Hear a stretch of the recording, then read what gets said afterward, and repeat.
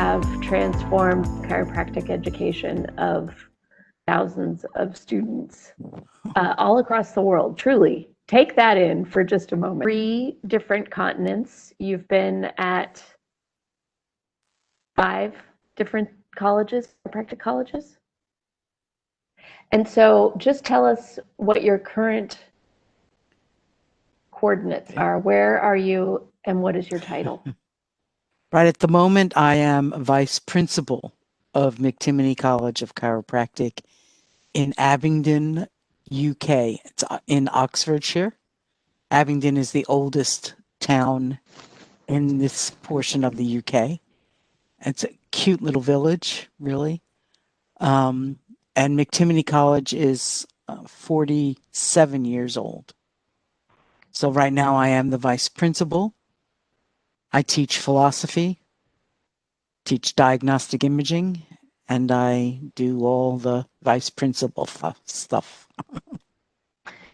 And what I think I can say without getting anyone in trouble is that from the conversations that I am honored to share with Valerie, her favorite 2 bits of that job are teaching philosophy. Yes. And interacting with the students. And she has a Perfect. tremendous gift at both. And for one of the interesting things about teaching chiropractors or chiropractic in Europe is that there is such a disparity in terms of chiropractic preparedness. And so much of that now comes from outside the curriculum, both in terms of hands-on practice and also in terms of philosophy. And I have spoken to so many chiropractors who have graduated in recent years from chiropractic universities that are accredited, that are considered to be chiropractic colleges and have 0 philosophical background. And so one of the motivating factors for me to have this conversation with you, Val, today is not only to take advantage of this time to be able to learn from you directly, because I really haven't ever gotten to sit in on one of your chiropractic lectures. And so I feel so lucky to have this one-on-one opportunity, but I wanted to share that with people who may have not had the opportunity to have somebody who is passionate and deeply knowledgeable in chiropractic philosophy teach them. And so with that, Valerie, please teach us. If I can just make a comment to what you just said. Yeah. I'm going to say I'm very proud to be at McTimoney because we do have philosophy classes. Of course, I teach most of them. Our principal teaches one, a couple here and there, especially when we start talking about chiropractic in the UK. In its beginnings, she takes that particular lecture because she was here doing that. She is a chiropractor, so it has more credibility coming from her. One of the things that I've experienced with other people who have transferred to us, and I'm not going to necessarily call out names of places, that's not important, but when they come to us saying they want philosophy, and they get it. Yeah. And they get it.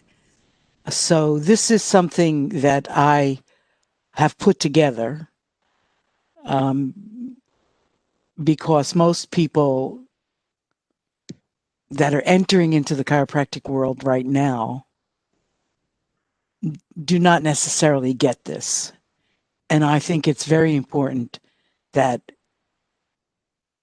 my favorite quote, one of my favorite quotes, I love using other people's words because they say them better than I do. One of my favorite quotes is, "I see farther because I stand on the shoulders of giants." And these are the giants. I'm sorry, I get emotional. These are the giants of our profession, starting, as you can see on my PowerPoint right here in front, starting with D.D. Palmer, the discoverer of chiropractic. He said so many fabulous things. But one of the most fabulous things for me was he said that chiropractic was founded on tone. In fact, if you go to his first book, which is The Science, Art, and Philosophy of Chiropractic, that's what's on the title page. The title page says chiropractic is founded on tone. So I would like to, at least some of this people may know already.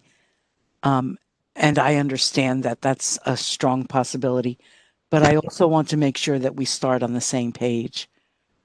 So one of the things that fascinated me when I first exploring this topic of D.D. Palmer, I have a love affair with D.D. Palmer. He's very eccentric. He's very, he needed an editor when he wrote, but he didn't have that at the time. But I just have always loved lots of things that he has said, and it's given me food for thought to explore even deeper.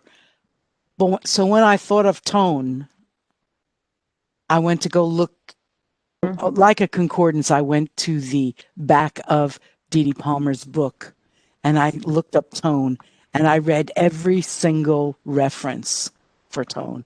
There are 22 references in D.D. Palmer's 1910 book. And some of those references are whole chapters. It's just not a line, it's a whole chapter. And I've got the page numbers written on this because I don't believe necessarily in saying something if you don't have a reference. So if you have D.D. Palmer's book or you have access to it somehow, these are the page numbers that you would find these quotes. On page 7 of that book, he says, life is the expression of tone. A huge, bold statement. One of the things about D.D. Palmer is that he's extremely bold. Sometimes it got us in trouble as a profession, but most of the time it was definitely for a reason. So life is an expression of tone. With that in mind, I think it's important, if life is an expression of tone, that we should look into this concept. And if you're very interested right now in the connection between the traditional philosophical principles and what we know of quantum understanding, you're going to find that D.D. Palmer was so far ahead of his time. Anyway, absolutely. He says this.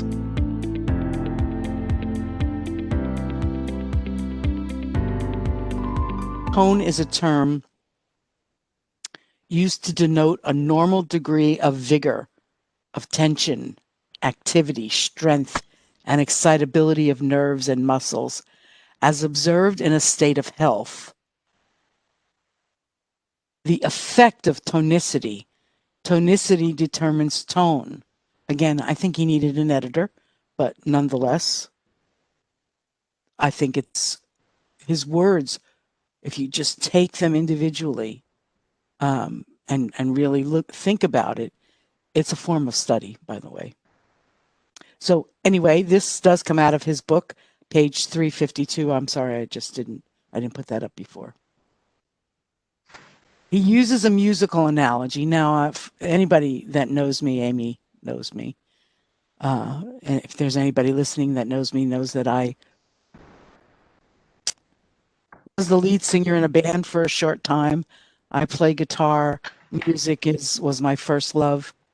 It was something that absolutely connected me with Sue Brown. And then I'm reading on tone in D.D. Palmer's book, and he uses a musical analogy. And in looking back, it says, if you read on Webster's online dictionary, says,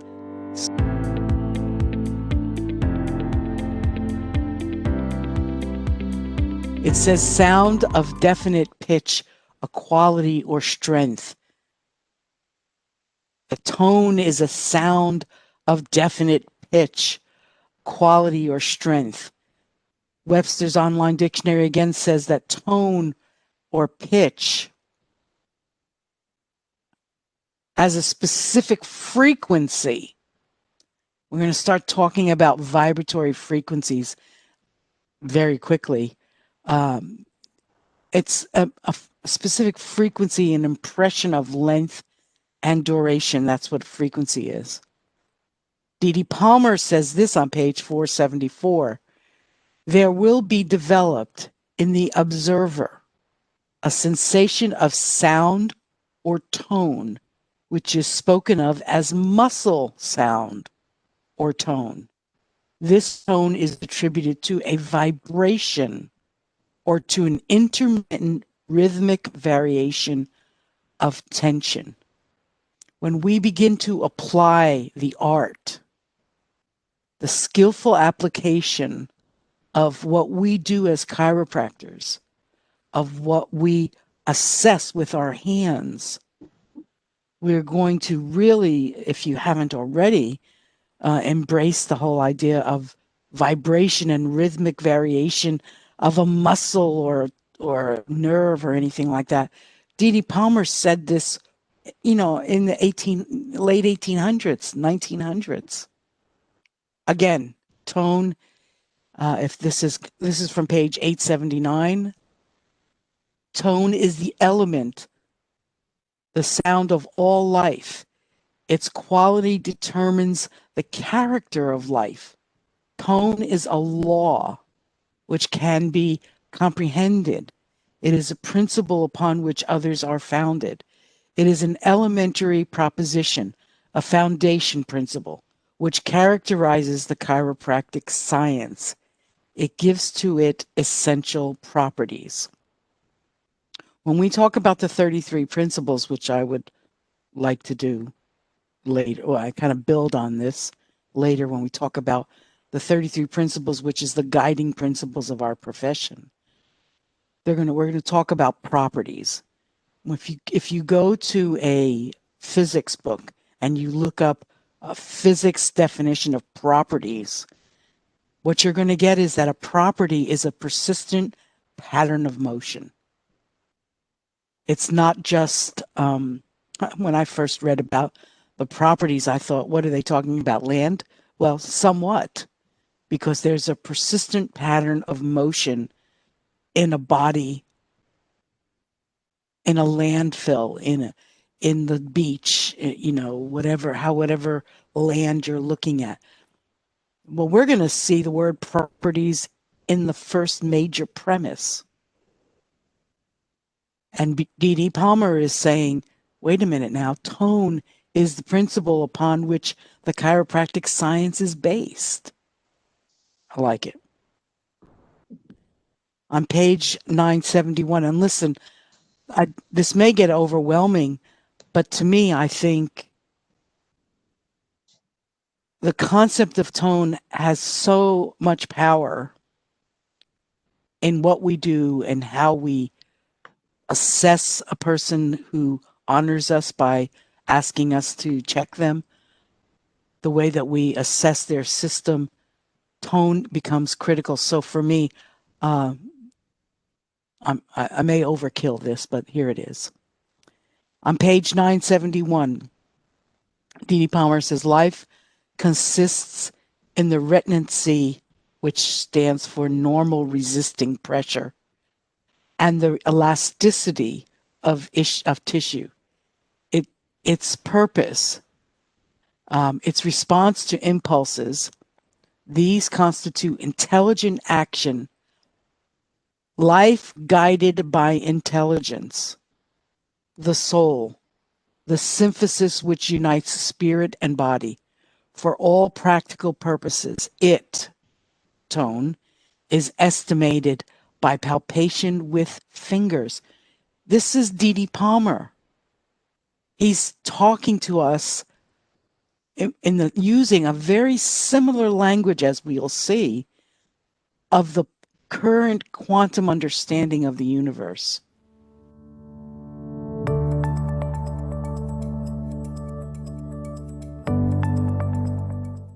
We'll talk about Niels Bohr and quantum mechanics and how we are where we are today.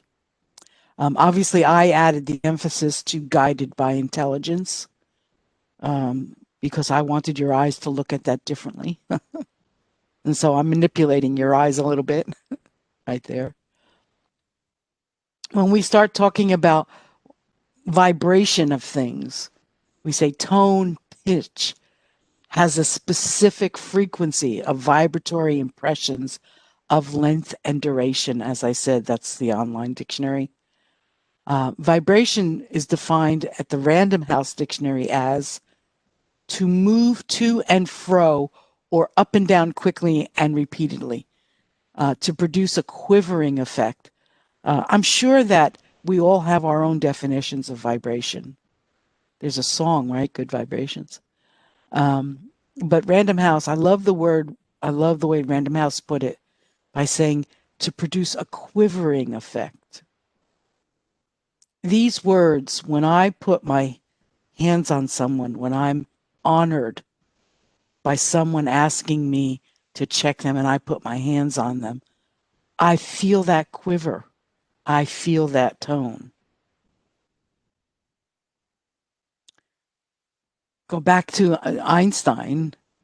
He said E equals mc squared. Energy equals mc squared. Energy and mass are interchangeable forms at different rates of vibration or movement. So we've just jumped ahead from D.D. Palmer to the quantum understanding of things. And if you're a chiropractor or a chiropractic student, you've probably heard of Stevenson's text. If you haven't, that's okay. That's understandable. I've met a number of people, recent graduates, who've never even heard of Stevenson's text. That's okay. Not to be ashamed in any way. It's just a textbook that was used a great deal in the beginning of chiropractic and is still used in many chiropractic colleges and then in not other chiropractic colleges. Stevenson was a student of B.J. Palmer, and he put together the first textbook of philosophy. And in one of his statements is, the science of chiropractic holds that a universal intelligence created and is maintaining everything in the universe.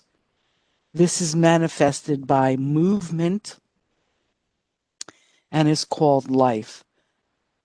You know, so often we'll talk about subluxation, of course, but so often we hear people say, oh, subluxation is just something that's stuck, or I don't like the word subluxation. We just say that the area, the bone, the structure, whatever is stuck because, and they go back to Stevenson's and they say, because movement is life. And on some level, I can understand where they're coming from, but I ask people to consider it further in a deeper understanding.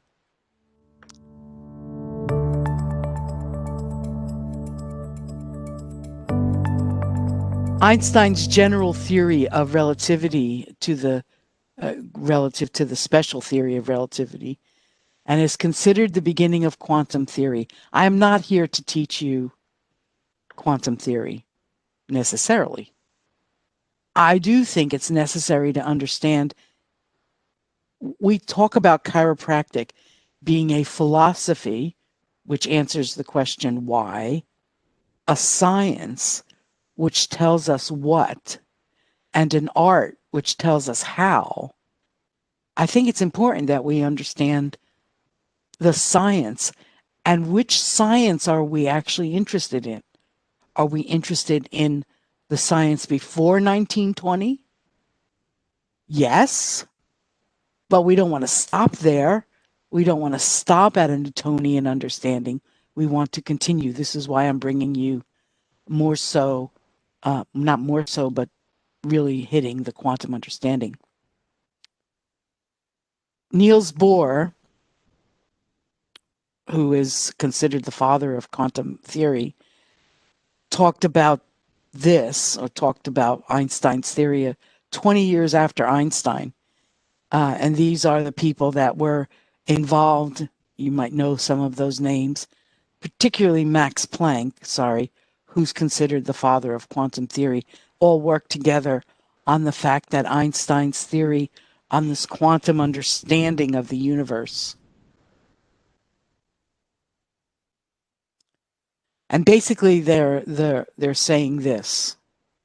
They're saying at subatomic levels, matter does not exist with certainty, but shows a tendency to exist. I mean, think about that. Matter does not exist. In fact, when Max Planck was receiving the Nobel Prize for Physics, a reporter asked him, when do you think your new concepts are going to be understood? And he said, when people die off, then my theories will take place, because obviously the theories that was prevalent of the day was not what he was turning that around. Mm-hmm. And when at the beginning of his speech in acceptance to his Nobel Prize, he started with, there is no such thing as matter. And he was receiving the Nobel Prize for his understanding of matter. And that really, these kinds of things are very poignant to me.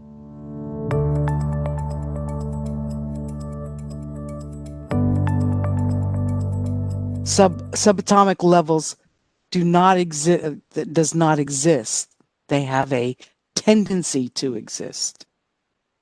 Atomic events do not occur with certainty at definitive times, an indefinite way, but rather show a tendency to occur.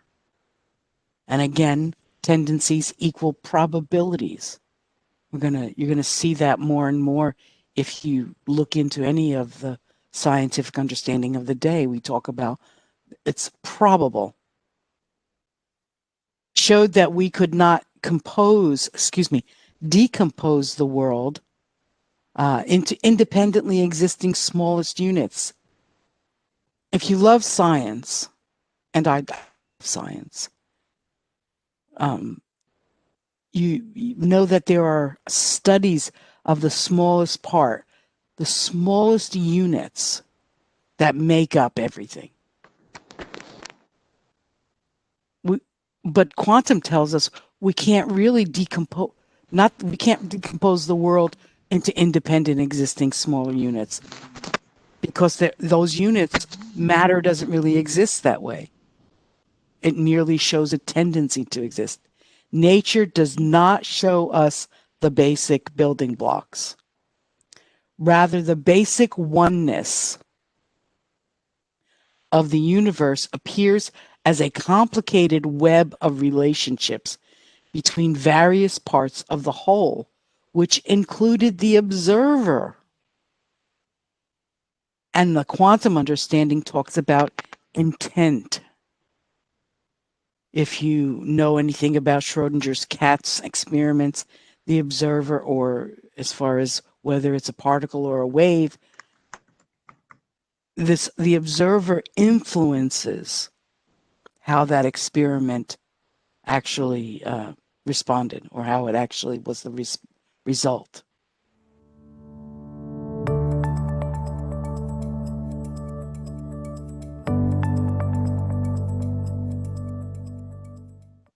The universe is experienced as a dynamic web of inseparable energy patterns. We started talking about persistent patterns of motion before, that they were properties. And now we're saying, a quantum summary says, that we experience the universe as a dynamic web of inseparable energy patterns, different patterns that are interchanging. The observer is always included. Capra in the Tao of Physics on page 70 says, the concepts of space and time, isolated objects, and cause and effect actually lose their meaning. It's something that and I want to say this without judgment, but I hear it all the time at conferences, interactions with other chiropractors, or maybe even not necessarily chiropractors, but usually the conferences that I'm going to are either research conferences or philosophy conferences or technique conferences. I hear all the time people say, well, it's cause and effect, or this equals this. And it's comfortable for us. It's safe for us. We feel complete if we can add one and one and actually get two. But we're working with an innately expressed being, a dynamism that sometimes the answer is magic as opposed to one and one. People in my practice say to me, Val, I was there, I was on the table and I experienced whatever. And they leave. And the next time they come back and they say, Val, I want to tell you. And I say, okay, great. I say, great. Or they say something like, when I left, I had this discomfort. And I go, great. And they say, well, I had a great night's sleep. And I go, great. And it gets to the point sometimes they come in and they say, I know you're going to say great. I know that. Because right Great. after yeah, great. But right after that, I explain a possibility. They're looking generally for a cause and effect. But what I'm sharing is the understanding of a probability or a possibility, a quantum understanding. Niels Bohr says this way: isolated material particles are abstractions, their properties being definable and observable only through their interaction with other systems. This stuff, I can already hear it in my voice. I get excited over this because what this does is when I put my hands on someone as a chiropractor, I think, okay, there are lots of things that I know. I'm a pretty intelligent person. I'm a good student. I've studied all the science, blah, blah, blah. But when I put my hands on someone, that person's system is now my teacher.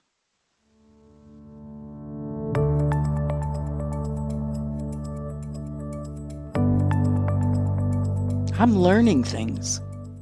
I'm learning the probabilities and the possibilities. I'm applying what I know to that as well. And together we're going on this journey. I call it a dance. I always say to people in my practice, we're going to dance now. And you're the lead. But let's get back to the point of chiropractic. Do the traditional classical principles, of which there are 33, interface with quantum understanding? Obviously, I think they do. Is it important or even relevant to explore the idea that chiropractic is a philosophy, whether you consider yourself a vitalist or a mechanist, a science, whether you're focused on Newtonian understanding or quantum or both, also and an art, which is, in my definition, a skillful application through protocols, methods, and procedures known as techniques. When we talk Or about art, applications or approaches, I would imagine. yes, applications through protocols, approaches, whatever term, if you like those terms, that's fine. It's just, to me, it's when you're applying something for an approach, Amy, very good. It has basis in a study of something, and you've fine-tuned, if you will, your skill. Whether it's your palpation, your adjustive impulses, all of those things are part of your skillful actions. And of course, for me, is about the correction of subluxation. We'll talk about subluxation. We'll talk about the definitions that we use in an application that I apply. And then will depend on whether or not you apply that. That's fine. We'll talk about that as well.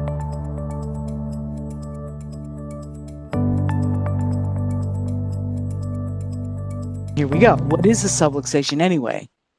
What do we know about it? What does current literature support? We will have a presentation, if you would like, Amy, to do on the history, if you will. Sometimes it gets pretty academic, but the history of the term subluxation, when it was used, how it was used, where it was used, and where it's used now today, which are our most current and not always accepted, but that's okay. Our most current definition comes from something called the Rubicon Group, which was offered to the profession, which that particular group is encouraging a dialogue so that it can remain alive and well. And if I may, it yes, seems please. to me as chiropractors that it would be very strange that we would wait to get acceptance or kind of a mass consensus on anything that we do, since we tend to be by nature quite rogue and out of the box thinkers. So yes. Absolutely. But I think that it would be a great offering to understand where we've come from, because it helps us understand where we're going and how to get there. I think it's a wonderful map. And that's just it. There's so much controversy. By its definition, philosophy tends to be controversial, just in general. Not just in the chiropractic world, but in other worlds. I could give you examples of that as well. But I think it's important that we keep thinking and exploring and connecting, making the connection. Otherwise, I think it's Bruce Lipton says, if you're not going towards life, you're going towards death. So it's you've got to continue, as far as I'm concerned, myself included. I'm going to raise my hand with that one. That we continue to explore. And I agree with you, Amy.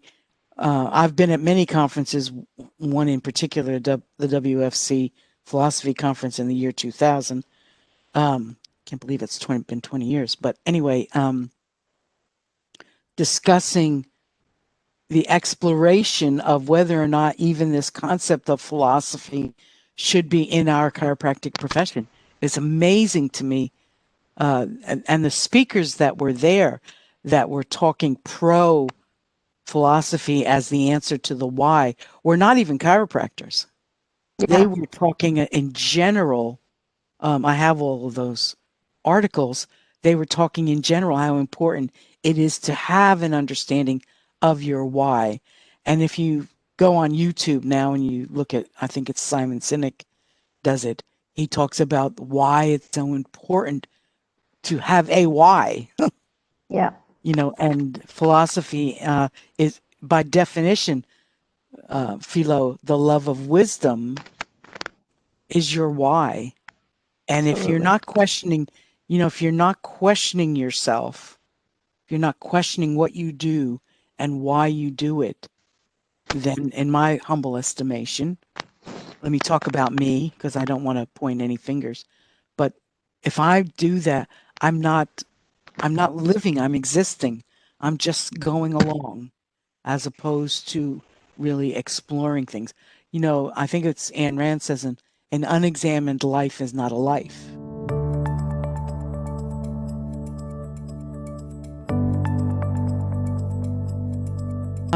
Because I've already mentioned vitalism relative to, I said chiropractic is a philosophy, a science, and an art. And then under philosophy, I said whether you're vitalistic or mechanistic. I am a vitalist. So what does that mean? You know, and it takes it's gotten a bad rap over the years, as in many ways, not from everyone, but in many ways, it's gotten a bad rap as a person who's not interested in science. It's not true. But we can't forget that there are other people, or maybe we're not exposed to it on a regular basis, of people who think differently in a mechanistic way.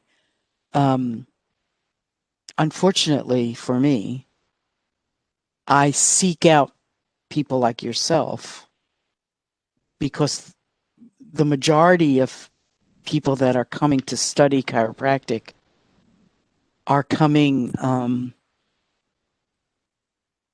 I want to say this. I don't want it to sound biased. It's all they know, but they're coming because it's a good living. I Well, can and that's make, and it is a good partly, living. sure, it's a great living because you get to have an incredible lifestyle and help people and connect with people. I mean, it's amazing. Absolutely But the agreed. the languaging, and I'll be very specific in this commentary. I've seen some of McTimoney's ads on Facebook, and they're not directed towards chiropractic philosophy or even chiropractic. It's sort of like if you're already a massage therapist, maybe you'd like to make more money being a chiropractor. Agreed. So if we want to attract people who are attracted to a vitalistic lifestyle or to a deepening of their philosophical understanding or whatever, then we need to do better as a profession in terms of our languaging Agreed. and do both for sure I'm because not. I'm not it's going to say that I disagree with you, because I do not. I imagine. Someone comes in to study chiropractic, one of the very first things they hit is the philosophy class, you know, and we talk about things like, we call them directed learning sessions, diaries. We give a list of questions. We ask them to go think about it and come back, and we then discuss it. Mhm. You know, and again, I make no judgment, because when I say to a person, what kind of chiropractor do you want to be? That's one of the first questions. I recognize that I'm going to get an answer that they've experienced either with a chiropractor beforehand, or they haven't experienced chiropractic and they're going on what they understand from Absolutely. wherever they get their information. And it's sometimes quite frustrating for me, because I know what we've attracted are people who want to make money, which is not a bad thing. Most people say, I want to help people, and I say, great, that's perfect. But when you ask a person, what is it about helping that you want? It's not about expressing better who they are. Mm-hmm. It's about getting them out of pain, Mm-hmm. Well, which that's is what not a we're bad thing. no. Which is not a bad thing. I love it. You know, Yes. it's a great byproduct. Yeah. Um, I just that doesn't get me out of bed. Right. And I say to them, because they know that I'm from the United States originally, and they know that I'm kind of cheeky. Okay. And so usually in a discussion, I say, you know, if I was a baseball player and I wanted to, you know, hit a home run, first I make sure they understand what I'm talking about when I say that. I say I don't use a tennis racket. I use a bat. If I'm if I if my sole objective was to get people out of pain, I would use morphine, Mm-hmm. not my hands. You know, and they go, oh. And I go, my point that I'm trying to make is that your objective in your office is going to guide your tools that you use because you want to be more effective. And this, to me, respectfully, is where the whole discussion of am I a mechanist or am I a vitalist? Am I a mechanist, and do I want to affect the mechanisms of that person? Mm-hmm. Or when I talk about vitalism as a life expression, Mm-hmm. there's just there may seem to be a subtle difference, but it's even more than a subtle difference. Yeah, well, yeah. And we have great discussions. A lot of times during that whole first session, the first 4-hour session, there's a lot of to and fro. I'm a Socratic teacher. That's why I appreciate you coming in and interacting, because to me, I think a person learns not by the answers they give, but by the questions they ask. And so I think it's important that a person's exploration, well, to me, philosophy is an exploration. It's not about memorizing. I think it's wonderful, which is why I started that way, to go back to see what our forefathers said, the giant, if you will, for me to stand on that shoulder. So I think it's important, but I think it's really important to see how do we apply those? How do we connect them? Mm-hmm. You know, and the word vitalism, just to get back for a moment, has taken on a huge, somewhat of a negativity in many ways. But what I like to do is what I'm about to do right now is say, where did it come from? What's the original derivation? When you study the great scientists, and by the way, you probably already know this, Amy, but the greatest scientists in the world, in our understanding historically, were also the greatest philosophers. Of course.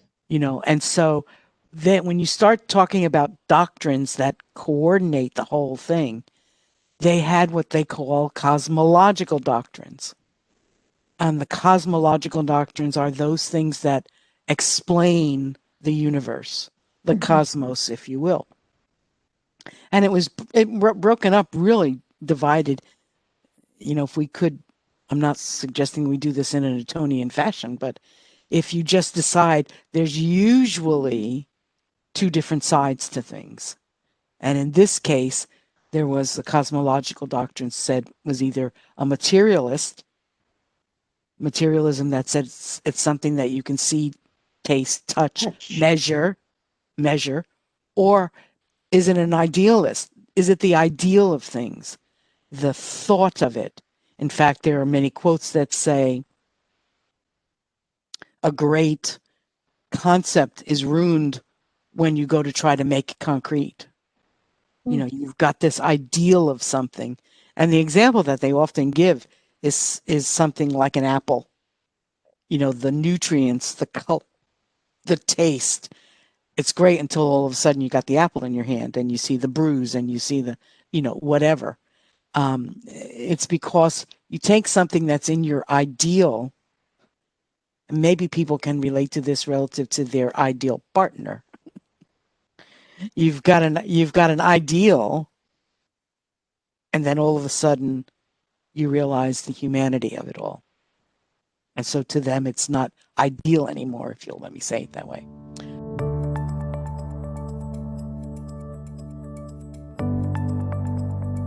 Well, I was just thinking how cool it is in chiropractic because we have this ideal of chiropractic, right? Mm-hmm. That we can allow the greater expression to emerge in human form or in animal form, in spirit form, whatever. And then the reality is you go into the office and you see that happen every day.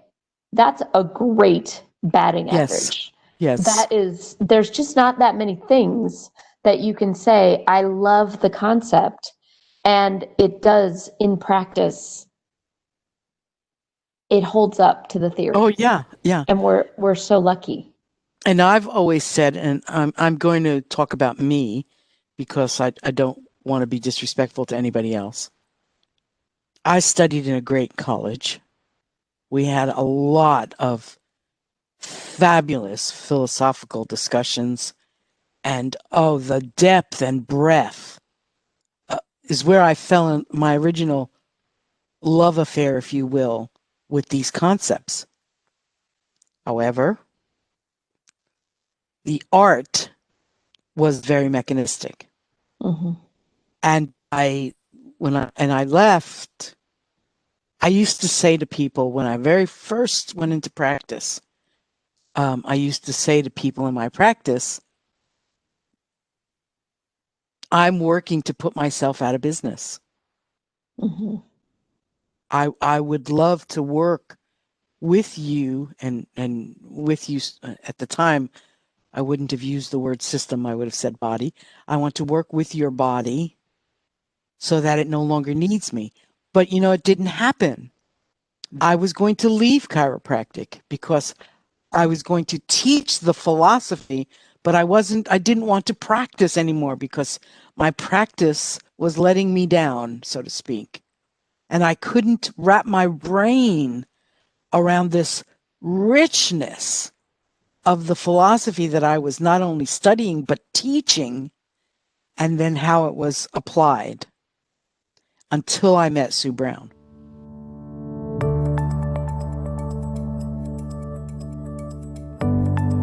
Okay, so I met Sue Brown. I had multiple conversations with her constantly, and all of a sudden, the application of the BGI principles, all of a sudden, the richness of the philosophy that I was learning was now being mirrored or matched in my practice. My practice took off, but more importantly, my whole heart took off because now I could speak about it and I could give examples about it in my practice, from my practice, which was important to me.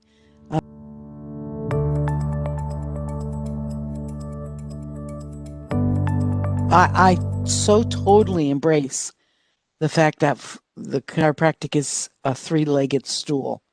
It's a philosophy, it's a science, and it's an art. It's a skillful application of it's skillful, and it has a physical application approach, if you will.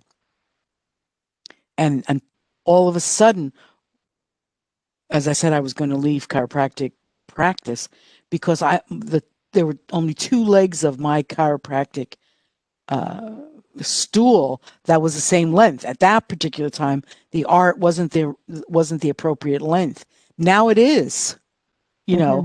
My three-legged stool is not going to topple anybody on their bum because all of the three legs are of the appropriate time, of the appropriate length.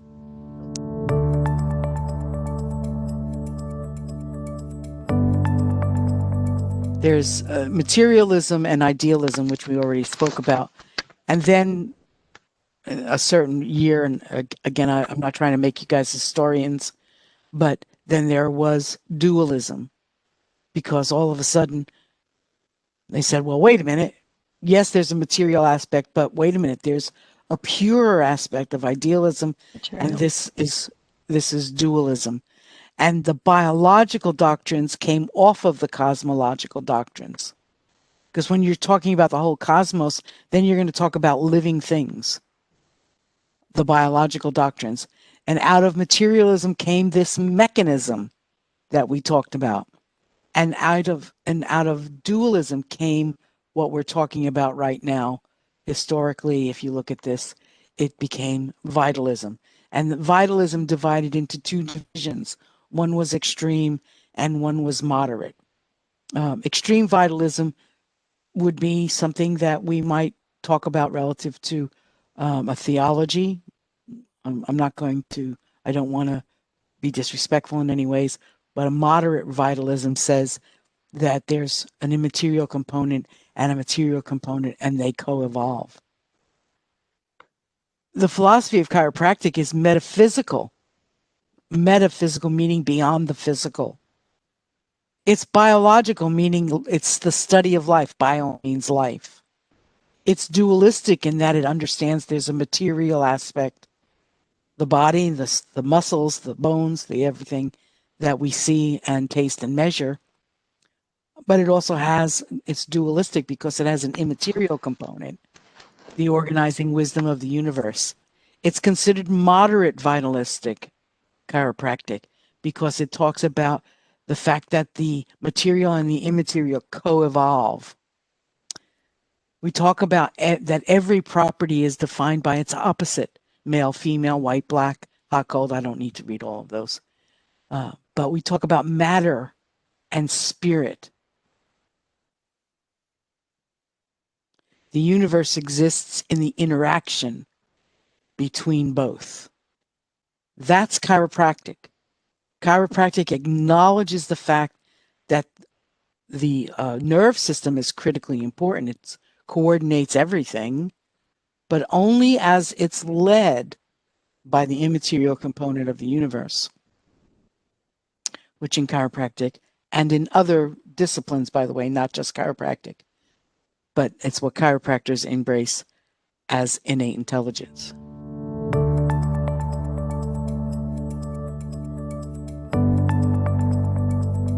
The major premise of chiropractic, and when we start talking about a premise, talk about that which everything else is springboards off of. This comes out of Stevenson's text. Again, the page number, Roman numeral XXI 31. It says, a universal intelligence is in all matter, continually gives to it all its properties and actions, thus maintaining it in existence. Remember, in physics, properties is persistent patterns of motion, and actions are interchangeable motions. So basically, the major premise, the very first thing in chiropractic upon which everything else is based, is the fact that there's a universal intelligence coordinating everything. Everything is organized. And we'll take it from there to biological. You want to ask questions? How's that? Good.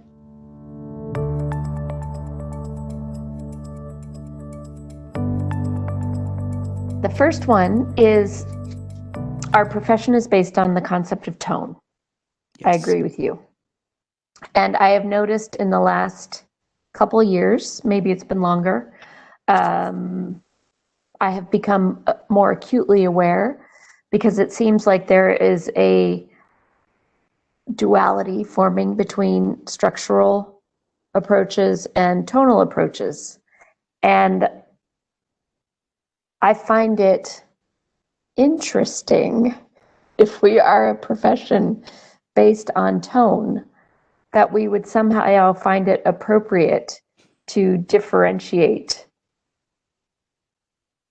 what type of force application that we are using, if in fact we are using tone as a measure of the appropriateness of the application. Please expand. Let me tell you how I wrap my brain around this. First of all, I agree with you. Well, of course you do. That's why we're friends. But especially in your languaging, especially in my experience with the profession, there seems to be a dichotomy between what people say is structural and tonal. If I could say this in my usual New Jersey way, that's bullshit. Everything is tone. Exactly.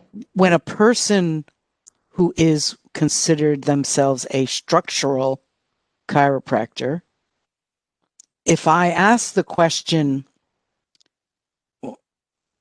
what, and I usually say this not in a cantankerous way or an aggressive way, usually. Usually. What is the difference between the type of force application you use with a baby as opposed to a force application you might use with a truck driver. And they usually say something like, well, they don't use they usually say something like, well, I have to change how just how much force I give. And I say, yes, okay, but what's giving you the indication? Well, I've got my hands on the baby. Oh, okay. And I say, would you accept the fact that if I use the term tone, meaning the vigor, going back to one of those first definitions that I put up initially, where we talk about retinancy, the resistance, the tension. Oh, yeah. Okay. So you are taking into consideration the tone by that definition. Oh, okay. I have found that if you are willing to define your terms, it's one of my key things, with respect,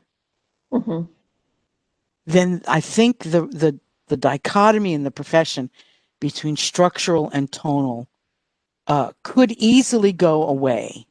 Absolutely. It could.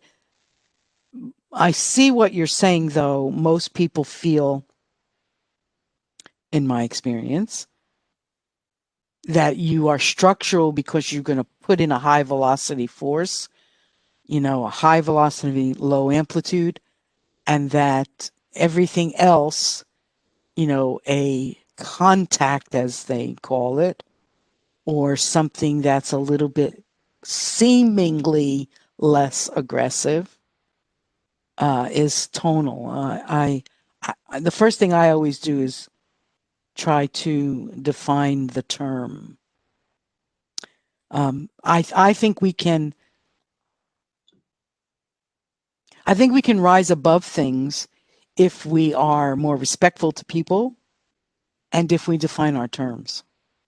Well, and for me, it's just such a weird differentiation, because if somebody is masterfully applying a structural force, then they are matching the tone of the Absolutely. system. Absolutely. And if somebody is applying a masterful force with a soft contact, they are changing the structure of that person. Absolutely. So the language makes no sense. And yet it's as though it has become something that is very divisive and directive. And it's like, it just doesn't make any sense, like so many divisions within our profession.